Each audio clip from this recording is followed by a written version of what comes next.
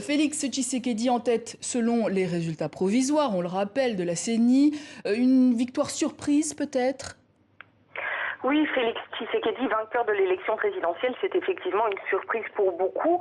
La plus grande crainte parmi la population et les observateurs, cependant, était que la commission électorale tente un passage en force au profit du candidat de la majorité présidentielle, avec, dans ce cas, un risque de voir le pays plonger dans le chaos.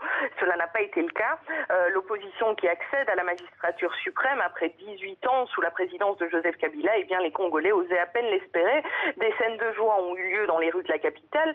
Des gens me disaient ce matin avoir voté pour l'autre candidat de l'opposition, Martin Fayulu, mais être heureux néanmoins de cette victoire de l'opposition.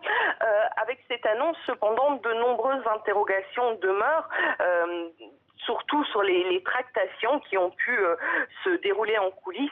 Il sera maintenant intéressant notamment de voir comment va se positionner la conférence épiscopale du Congo, qui avait déclaré connaître le vainqueur de cette élection et avait insisté pour que le résultat des urnes soit respecté. Maintenant, les candidats ont 8 jours pour déposer des recours devant la Cour constitutionnelle, et si elle valide l'élection, il s'agira de la première passation de pouvoir par les urnes en République démocratique du Congo.